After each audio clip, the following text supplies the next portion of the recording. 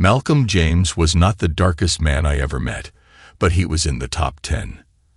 Actually, he wasn't very dark at all. He just seemed that way. Although he was not even 6 feet tall, he always left quite an impression.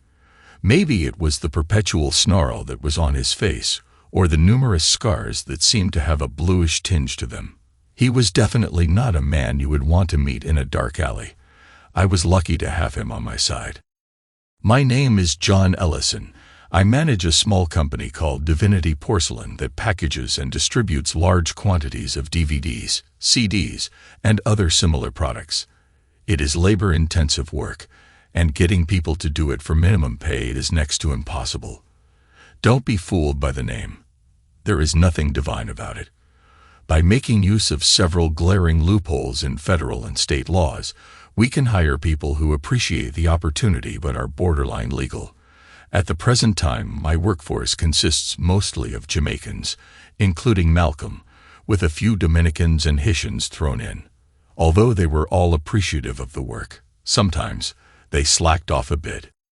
It was difficult to keep them all working to their fullest potential until I realized the power of Malcolm James. I watched him carefully for about 2 weeks, and then finally made the decision to approach him. He was articulate and spoke with what I thought was a perfect British accent. But what did I know about those accents? He grinned broadly when I offered him the job of shop supervisor. It was, to say the least, a little unnerving. The new job came with a nice raise, and of course, a few fringe benefits that none of the floor workers had. I got the feeling that there was more to him than appeared, but I was not interested enough to ask any questions. Productivity increased almost 30%. I was happy. The company was happy, and Malcolm was happy. He seemed to be where he was meant to be. It was hard to explain. The company was now running smoothly. If things went as planned, we would be able to continue to operate for at least another 18 months until we were closed down for some state or federal violations. This was my 6th similar enterprise in the last 10 years. It paid good money but was not what you would call a career opportunity. I stashed away as much as possible in anticipation of leaner times. The good thing was that I usually had another operation ready to go when one closed down. I don't really remember how I got into this line of work. I was never really a mainstream type of guy. Doing things the normal way was boring and predictable, not what I was ever looking for. My younger brother, Bobby, was just the opposite. The most important thing in his life was his union job with the local electric company. He always knew where and when his next paycheck was coming from, and he was comfortable with that. I was happy for him, but never envious. Bobby and I both married our high school sweethearts. Now that is boring and not nearly as romantic as it appears to be. Bobby and Cora had twin boys who just turned 16. My wife, Doreen, and I had a daughter, Ariel, who had just been accepted at Duke, and a 17-year-old son, Roger, who was trying everything that he could to get into a military academy. He wasn't really particular about where he went, but he was determined. Cora worked at one of the local insurance claims companies. They'd processed claims for over 20 small insurance agencies in the tri-state area. Doreen was never interested in going to work, and I was happy with the way things were. We had enough to live on, and I felt that a comfortable, happy home life was more important to the family than extra money. Life was good in Pleasantville. It wasn't really Pleasantville, but I remembered the name from an old movie and always seemed to relate it to things that were perfect. Life was good, that is, until I decided to run down to the supermall and pick up a few office supplies. I had a girl to do that, but I was always looking for excuses to get out of the office. The shopping went quickly because I knew what I wanted before I even left the office. I don't usually browse. I grab what I need, pay, and go. The Keystone Mall was a 2-story behemoth with an open atrium in the middle. I guess it is an atrium, as I am not sure of the actual word for it. I was sitting at a table in the second-level food court overlooking the first floor when I saw Cora and Doreen coming down the center. Apparently, Cora had taken off work so that she and Doreen could do a little last-minute shopping before their mini-girl vacation. After much begging, pleading, and bribing, Body and I consented to let Cora and Doreen take a 5-day vacation to an all-exclusive resort in Jamaica, near Montego Bay. Body and I were not crazy about the idea, but finally agreed to it if they promised to stay at the resort and not wander about the island unescorted. They would be leaving in 2 days. I was just about to call out and wave to them when something stopped me. They paused in front of a Victoria's Secret shop, not a normal venue for either of them. I sat back down and quietly watched as they entered the store with little hesitation. Interesting. Quite interesting. I got a fresh cup of coffee and made myself as comfortable as I could in one of those crappy plastic chairs. It was at least 20 minutes later when they came out. I was not within hearing range, but I could easily tell that they were joking and giggling when they exited. Instead of leaving, they sat on the bench in front of the store. Each of them took some items from the Victoria's Secret bag and dropped them into a Walmart bag.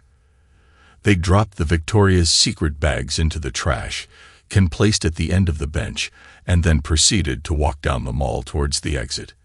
They were still giggling as they left. It took me less than a minute to get down the escalator and over to the waste container. I didn't even try to be discreet. I just took off the top of the can and reached in. I left the mall without replacing the top on the trash can. I guess that was an inconsiderate thing to do. Chuckle. Chuckle. I waited until I got out to the car to look inside the bags. I don't know what I was looking for, because they had removed whatever it was that they had bought. I also didn't know which bag was which, but inside each of them were a few sales handouts and a receipt. They had each bought 2 pairs of baby doll sleepers.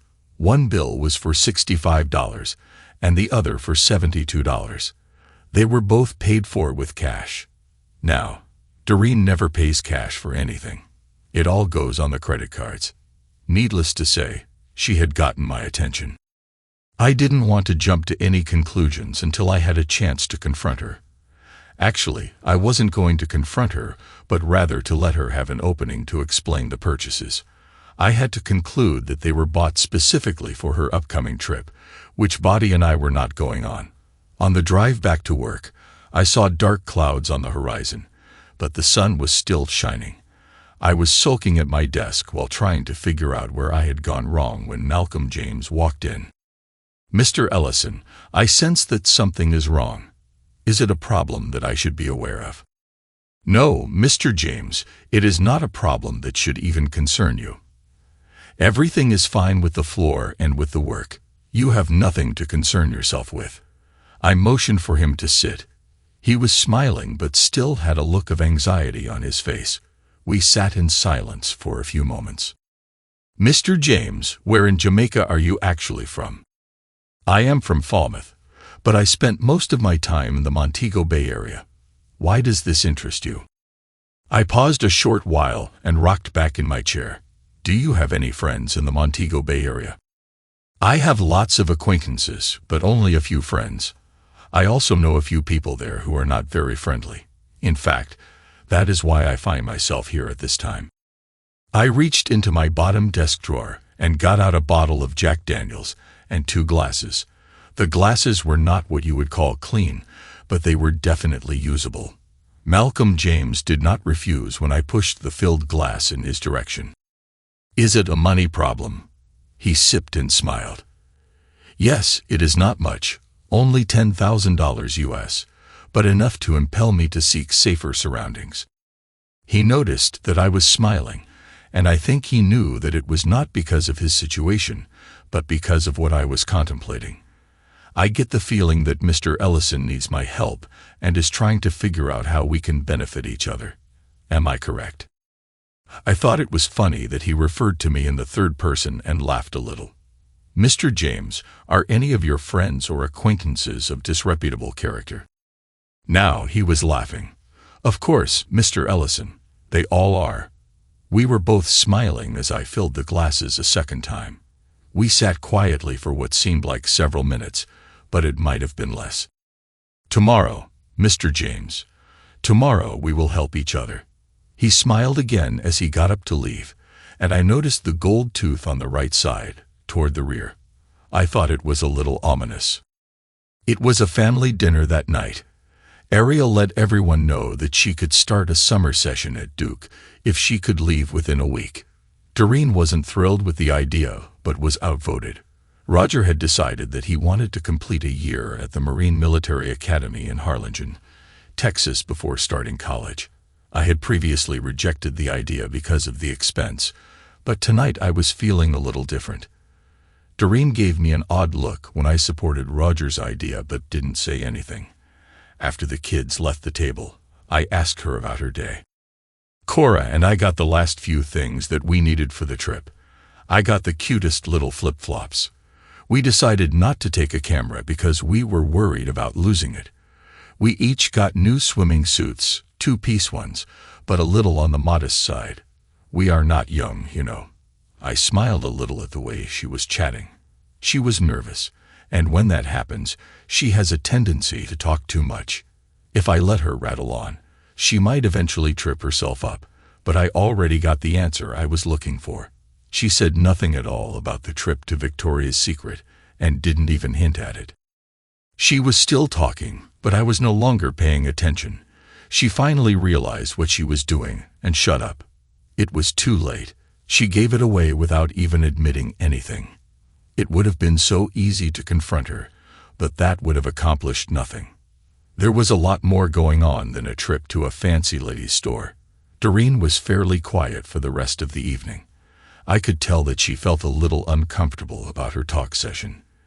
Any further discussion on her part would have just made it worse. Doreen was setting up the DVR to record her programs while she was gone, while I started checking out tuition fees and our total assets. It was not a pretty picture. I would need at least $55,000 a year for Ariel, and the one high school year for Roger would be $34,000. I decided to prepay 4 years for Ariel, but just the 1 year for Roger. That would leave me with less than $50,000. I could figure out Roger's college program later. Hell, he didn't even know where he was going to go. I gathered up all the addresses that I would need and prepared letters and envelopes. All I would need to do the next day would be to make a trip to the bank and a few phone calls. Maybe I was rushing things. Maybe there was no problem. All I had to base my concern on was a trip to the mall and a bad feeling in my stomach. Doreen had already gone to bed when I decided to call Bobby. He always stayed up to watch Letterman. "Bobby, are you still up?" "Yes, sir, Brother John. What can I do for you?" "Is Letterman on yet?" "Nope, 10 minutes to go. Talk fast."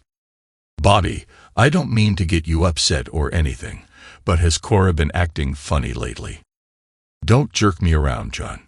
What is going on?" "You know, little stuff that just doesn't seem kosher."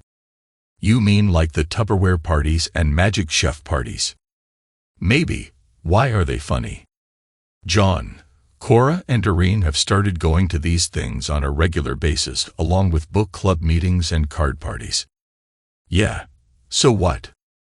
"Cora doesn't read much. She hates to play cards, and she never buys anything at those damn parties." "Did you say anything to her?" "Hell no. I didn't want to take the chance of ruining my marriage." "What do you mean?" "John, if I accuse her of something or even hinted at it, and I was wrong, my life would be a living hell. I ain't saying a damn thing until I have a little more to go on." "Did she show you what she bought while she was shopping today?" "Yeah, a swimming suit, a pair of sandals, and a floppy hat." "Why?" "I just wondered." There was an awkward lull in the conversation, which I finally broke. "Bobby, does that guy you know from high school still work in the personnel department at Continental Claims Associates?" "Yeah, I think so." "Why?" "Could you call him tomorrow and ask him if any other company employees are taking vacations at the same time Cora is?" "John, what the hell is going on?" "Bobby, I don't know. I just know that something is not right. Doreen doesn't have a whole lot of opportunities to meet guys, but Cora does. This trip to Jamaica seems a little fishy to me. Maybe I should just talk to Cora." "No way, Bobby. Whatever you do, don't say anything to her." Okay, okay. I'll call him. Gotta go now. Letterman is starting. I slept on the couch that night. No specific reason, but I just didn't feel like crawling into bed with Doreen. I closed out 2 money market accounts and cashed in 3 certificates of deposit. I called all of the appropriate agencies at Duke and the Harlingen Military School before getting the cashier's checks drawn up. What wasn't needed for tuitions and such, I took in cash. I left $1,000 in the checking account. Before lunch, I had 4 years of Ariel's college paid for and a year of fancy military school for Roger. As I was leaving the post office, I got a call from Bobby. "John, you were right." "About what?" "All of it. Well, Curry in the personnel office told me that Cora has been playing patty cakes with one of the auditors, a guy named Calvin Bostick. It is common knowledge in the company, and I don't know why I haven't heard about it before. Anyhow, Calvin and a friend of his, Addison Eberl, are taking vacations at the same time that Cora is. Damn it, I was afraid of something like that. Can you get me any info about those guys other than their names?" "Got it already, John. I'll send you a couple of company ID photos over the phone. The guy with the glasses is Bostick." "Thanks, Buddy. Hey, bro, I am sorry about all of this." "Don't apologize to me, John. It's my wife who got Doreen into this mess. Body, meet me after work at the peanut bar. We have things that we need to talk about." "Gotcha. Good afternoon. It must be nice to be the boss." Malcolm James was smiling as I walked into my office. I just smiled back without saying anything as Gloria, my secretary, brought in 2 cups of coffee. Malcolm waited patiently as I downloaded the 2 photos from my phone to the computer. In 2 minutes, he had a hard copy in his hand and a photo of each man on his own phone. There was a wicked little grin on his face as he sat in anticipation of what was coming. "Can we get down to business now, Mr. James?" "Most certainly, Mr. Ellison." It took less than an hour to come to an agreement and settle on a price. He was happy, and I was happy. However, Bobby might not be too pleased when I told him what a share of all this was going to cost. Bobby dropped a small bomb on me when we met after work. He had decided that he was going to be visiting our Uncle Grant in Tennessee for an indefinite period of time. "Bobby, that is a little drastic under the circumstances, don't you think?" I was awake all last night thinking about things. Today, I made a half-dozen calls to people to verify my suspicions about Cora's activities. It's not too drastic, John. If anything, it is a little too late. Sorry, Bobby. I never realized. It appears that I didn't have a clue about what was going on in my own marriage either. What is wrong with us, John? Why did they do this, and how come we didn't see it coming? For the next few moments, we sat quietly eating peanuts and sipping on warm beer. I ordered a couple more cold ones and smiled at my brother. How can I help you out, Bobby? What can I do? We are okay, John. I got a small trailer lined up. The boys and I are going to pack up most of what we will be needing, and we should be in Tullahoma by the end of the next day. What about your job? You love that job. I know. It was a hard choice to make. I already called Grant. He said I won't have any trouble getting some type of work there. Whatever it is, it won't have all the fancy union benefits, but the boys and I will be able to get by. I'll be taking all of our savings and investments with us when we go. What are you going to tell Cora? I am going to leave her a note that we went to Alaska. I always talked about going there, so she might be gullible enough to buy it, at least for a while. Oh yeah, that reminds me, Bobby, you owe me $4,000. What? What the hell do I owe you $4,000 for? You got to trust me, Bobby. It is money well spent, and it is better if you don't know any more than that. Will I get it back? Probably not. Crap. I decided to give Doreen another chance to come clean after supper that evening. The results were no better this time. She did happen to mention that since her cell phone would not work there, she was going to be leaving it at home. She told me to just assume everything was okay unless I heard otherwise. If there was a problem, she promised that she would find a way to let me know. Since Doreen was going to be spending the evening packing for her trip, I decided to take the kids out for a night of bowling. The suggestion was met with a lot of groans and eye-rolling, which stopped as soon as I shook my head and drew my finger across my lips. We did go to the bowling alley, but we never did bowl. It was not something that I wanted to do, but something that I had to do. At this point, I didn't actually know anything, but I did feel strong enough about what was going on to take action. I explained to the kids what was going on. Ariel seemed to understand, but Roger was not happy. Both of the kids were excited about the school preparations, especially Roger, who had no idea up to this point that I had set everything up. Ariel was ready to leave as soon as possible and was tickled pink when I told her she could take Doreen's Volvo. She was not expecting a car at all. I thought that it was the fair thing to do. Roger was going to be staying with my parents until arrangements could be made for him to go to Harlingen. He would probably still be here when Doreen returned from her vacation. We would just have to wait and see if that caused any problems. The kids would be able to store all of their personal belongings at my parents' place for as long as necessary. I was not sure what I would be doing. Bobby and I both arrived at the departure terminal at the same time. We didn't talk but did nod to each other from 50 feet away. Cora and Doreen were laughing and giggling as they entered the facility together. They did remember to turn, wave, and smile at both of us before leaving the platform. Bobby and I did not smile back. When I arrived at work, I was greeted with a bevy of government cars and a few police units. This was a scenario that I had been through before, so I just tightened up my belt and walked in. Gloria was waiting for me with a smile on her face. She had also seen this before. The work floor was almost entirely empty.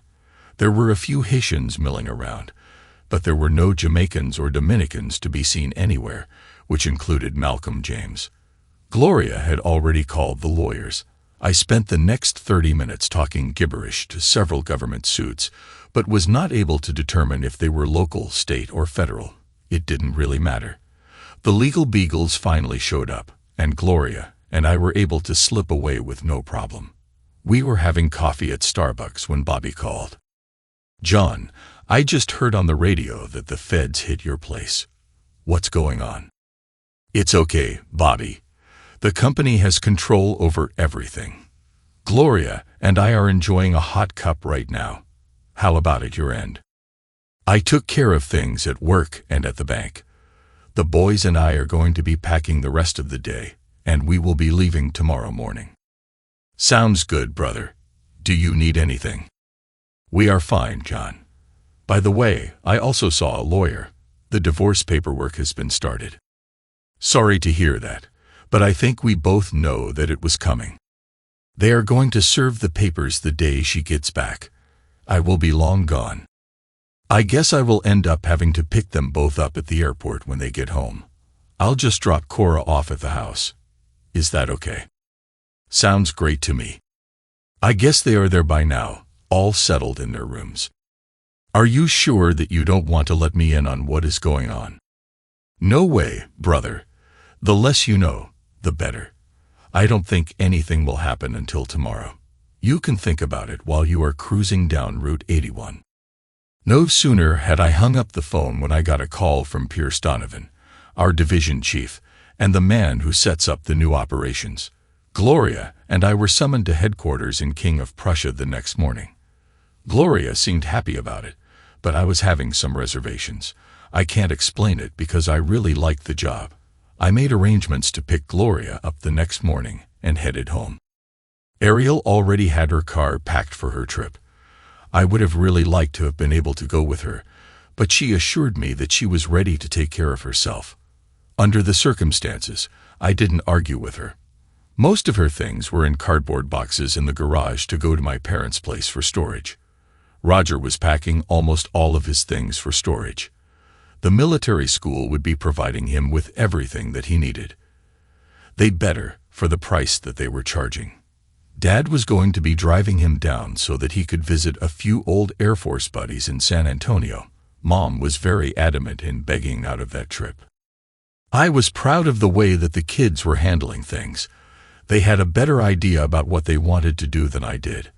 I decided to stay with Mom while Dad was traveling. That meant that I had a lot of packing to do also. We did not receive a call from Doreen, and I hadn't really expected one. She had carefully set the stage by explaining that she would only call if there was a problem. The kids and I went to Cece's for pizza, and we picked up a couple of bundles of boxes and more packing tape on the way home. It was 2 a.m. before I had all of my things sorted and ready to go.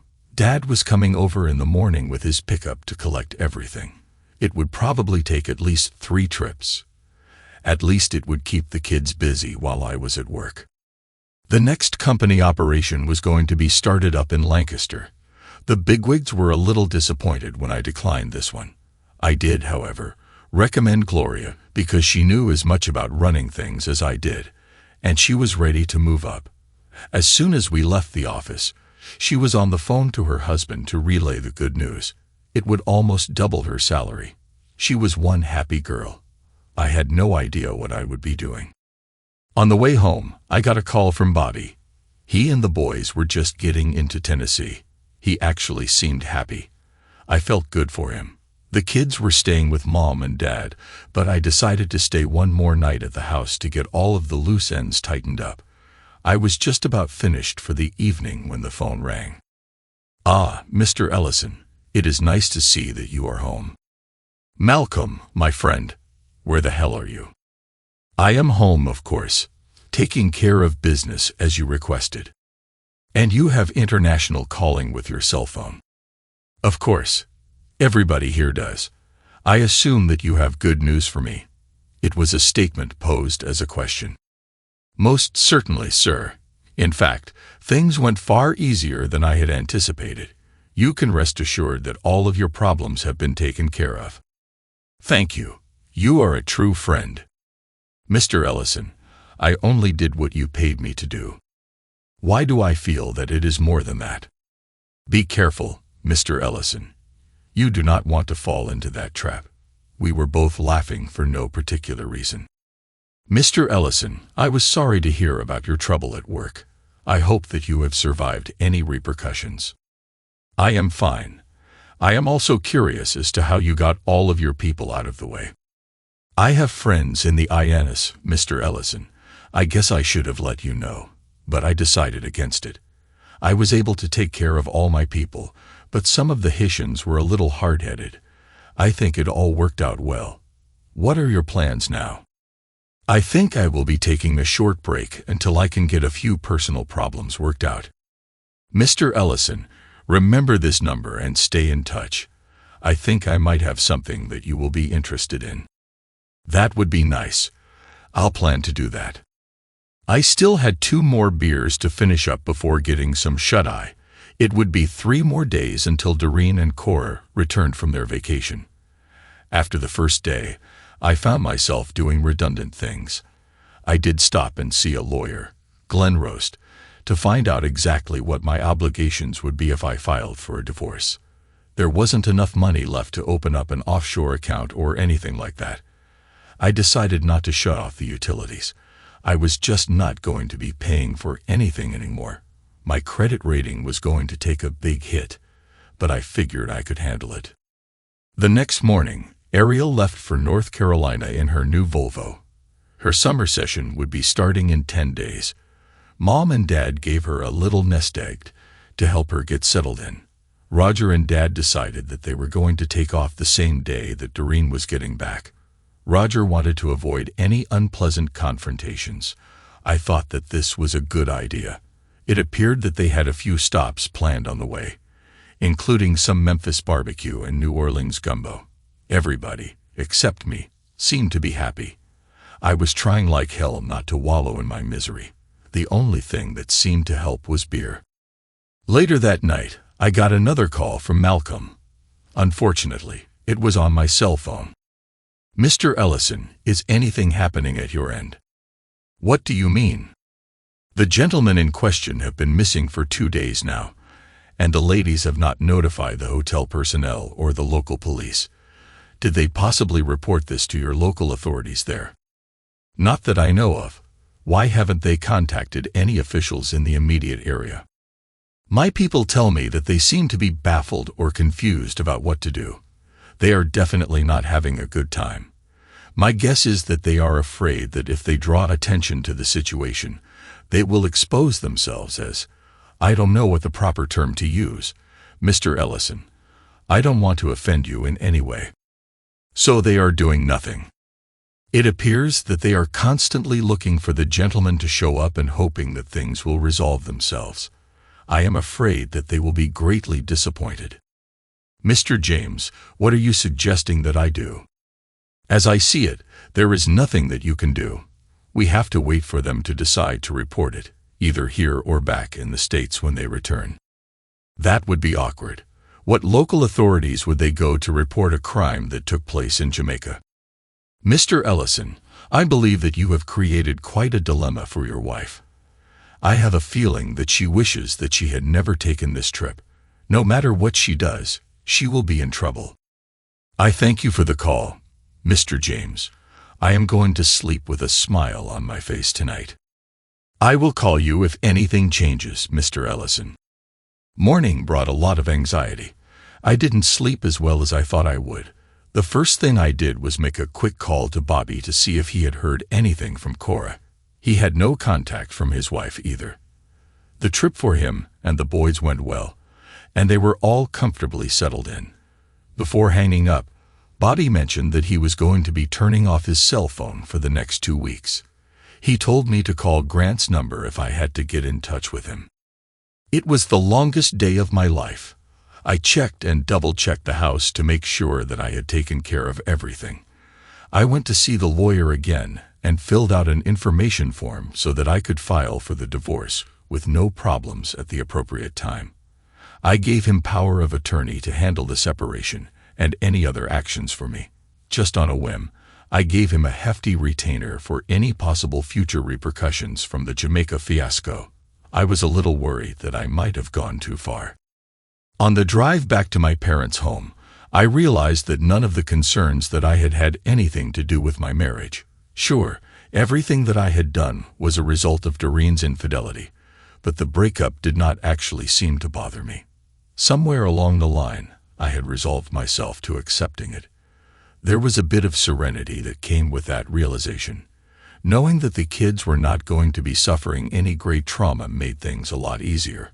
I don't know why I didn't feel worse. I felt betrayed, but not humiliated.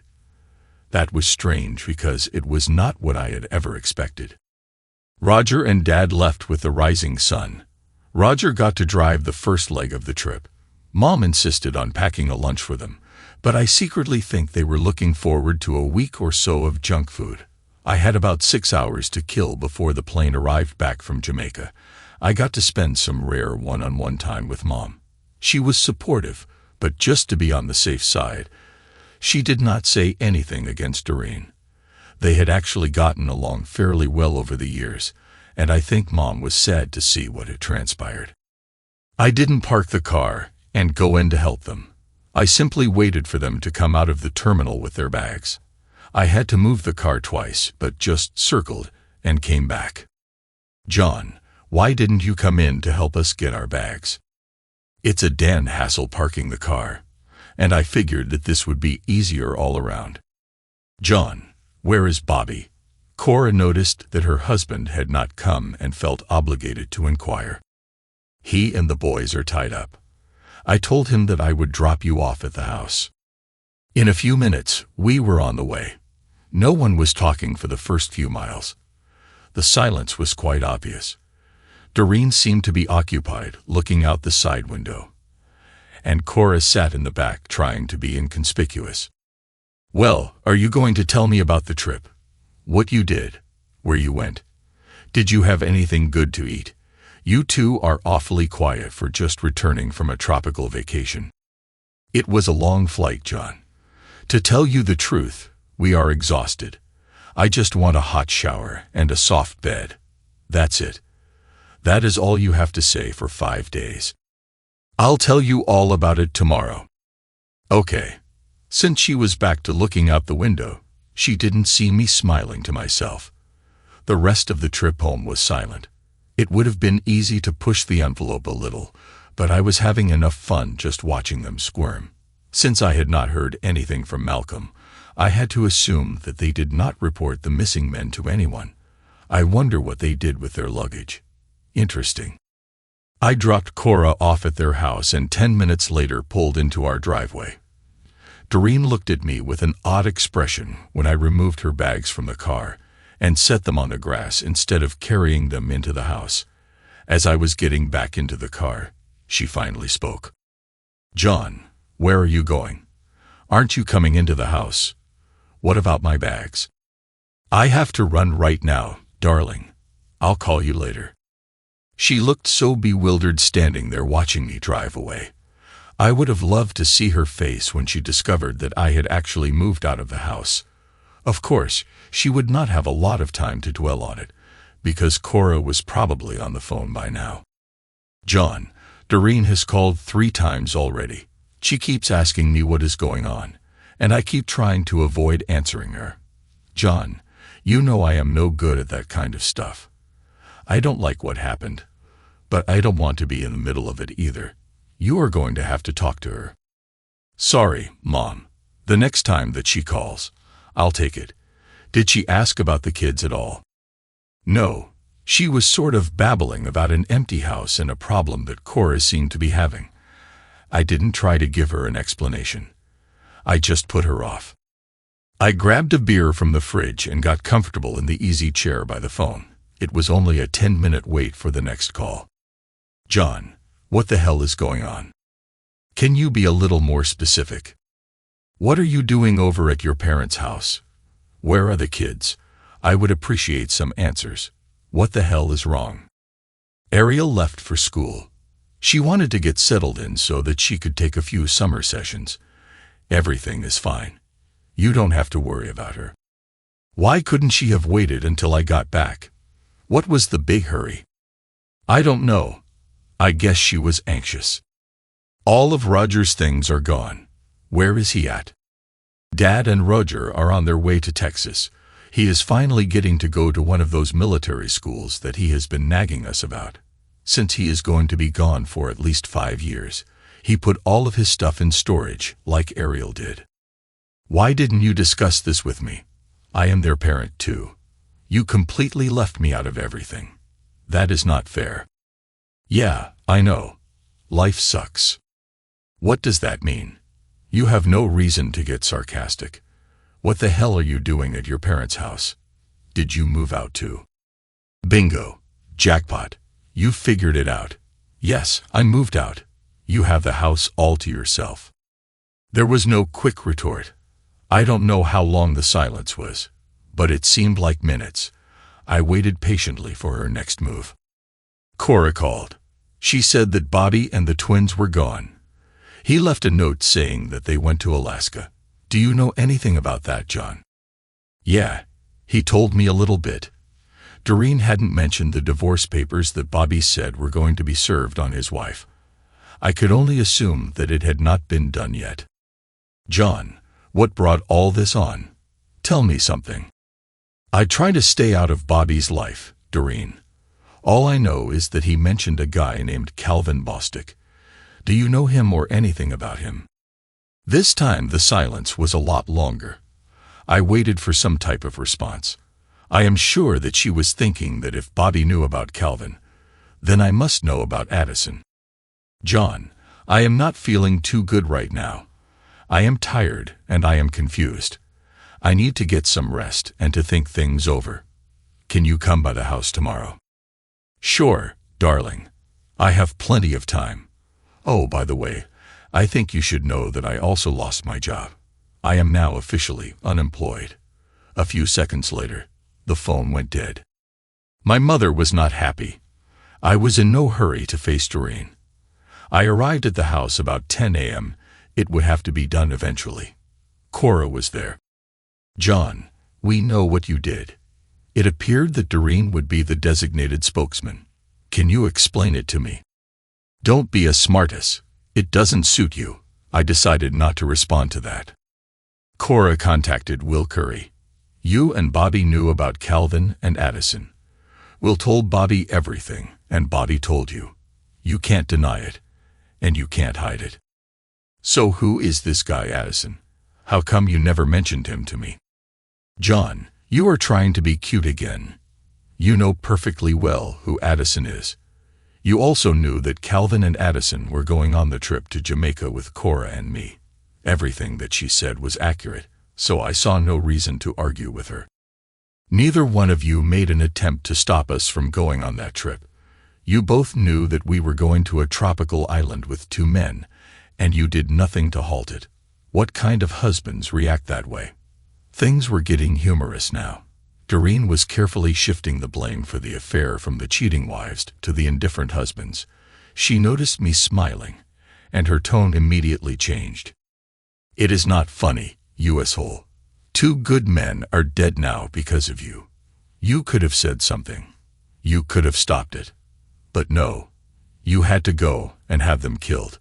You didn't do it yourself, but we know damn well that you arranged it. Did you report this? What do you mean? When did you realize that they had been killed? Who did you notify? No one. We couldn't tell anybody. If we had, then you and Bobby would have discovered what we had done. We couldn't take the chance. So you left Jamaica without informing the authorities that the 2 men who were with you had been killed. I think somebody is going to be pissed. Both women just sat and stared at me. I was still smiling. So, my loving wife, what are you going to do now? We are going to the police station and report it. It has to be done. And pray tell me, just how are the local police going to handle a murder that happened in Jamaica? By the way, do they have the bodies or the murder weapons? There are no bodies. You were too clever for that, weren't you? I don't know what I ever did to deserve this. Doreen, but you go to the police and tell them the whole thing. Make sure that the report shows exactly why the 4 of you went to Jamaica and what you were intending to do there. I'll need that information for the divorce action. You asshole. Cora took advantage of my comment to chime in. Bobby had me served with papers last night. You knew that, didn't you? You were laughing to yourself all the way home from the airport, weren't you? Yeah. He did mention something like that before he left. I watched as Cora stormed out of the room. I couldn't tell if she was crying or just really pissed off. I stood up and walked towards the door. John, I am sorry. It wasn't supposed to turn out this way. Doreen's voice had softened. How was it supposed to turn out?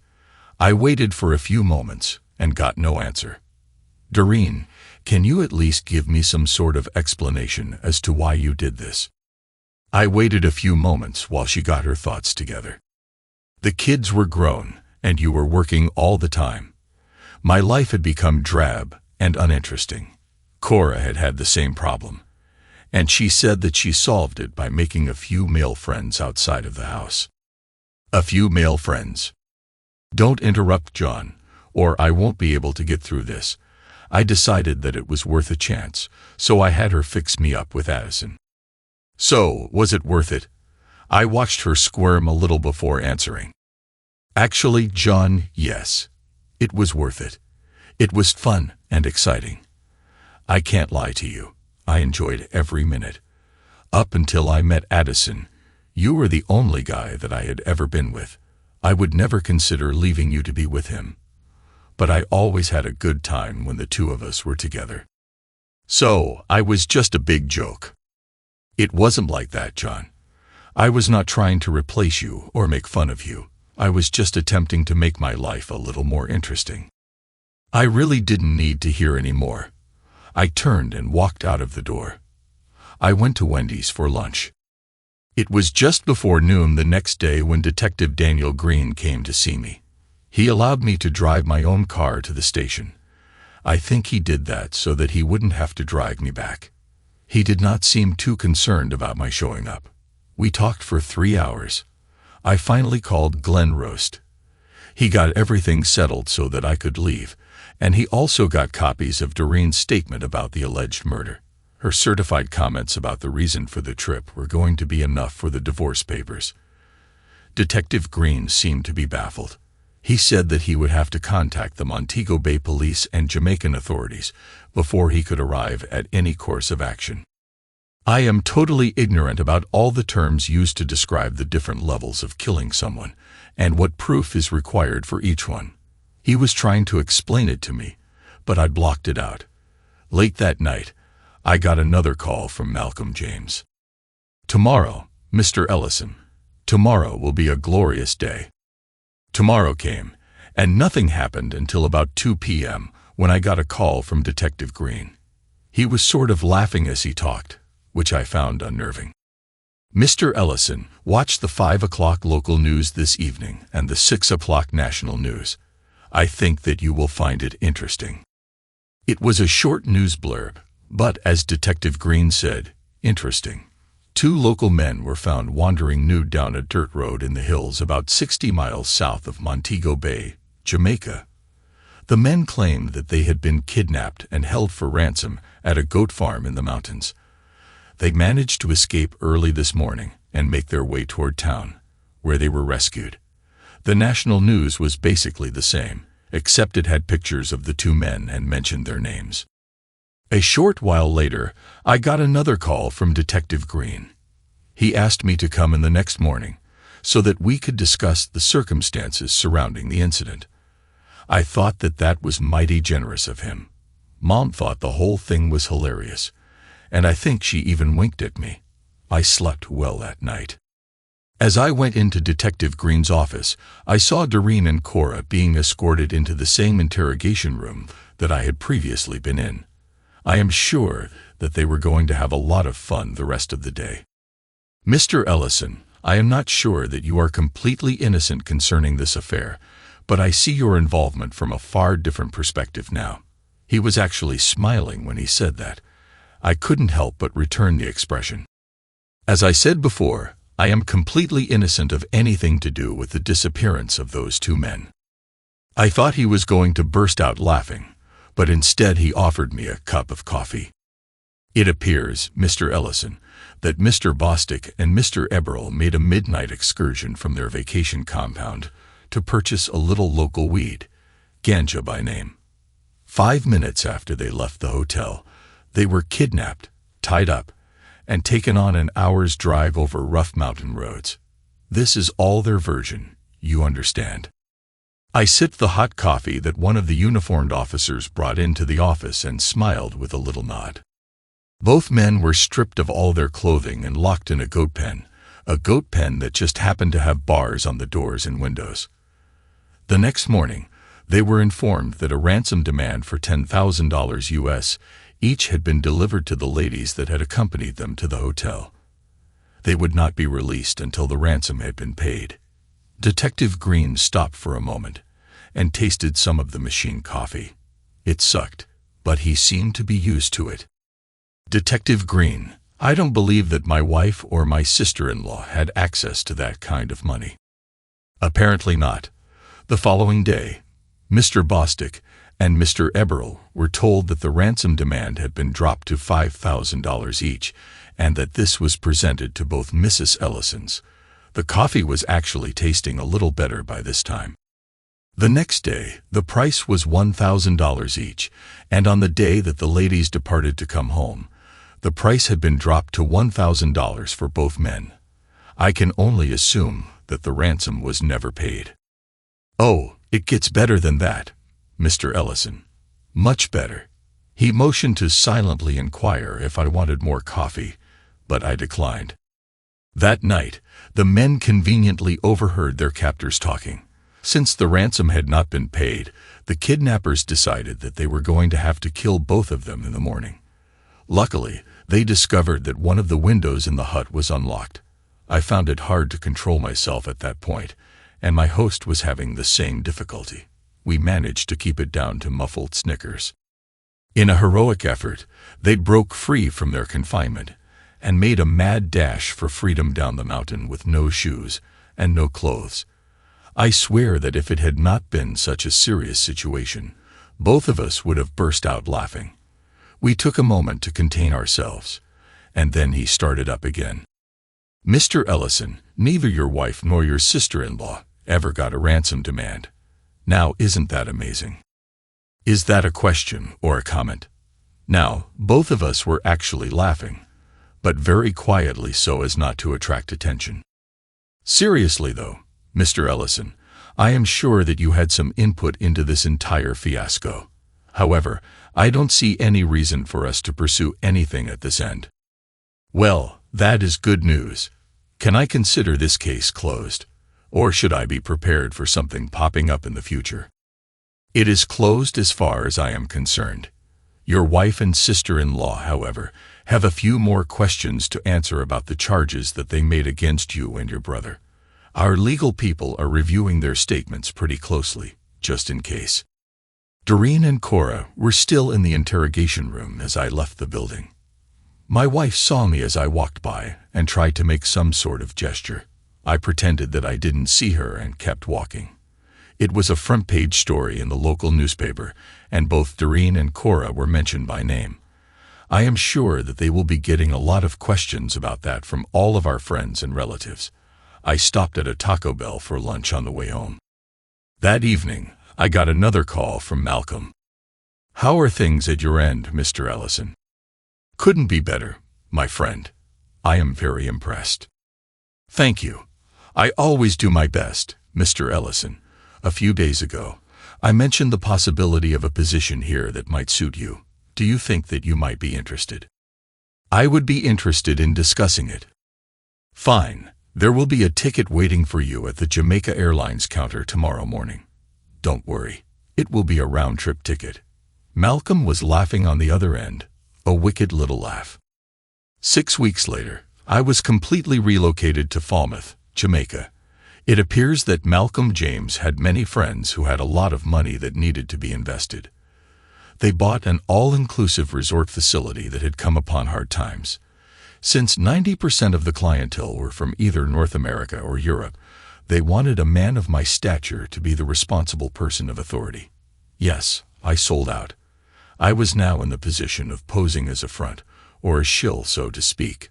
Although I was required to actually set up and manage the facility, I still reported to a clandestine group who wished to avoid any and all publicity.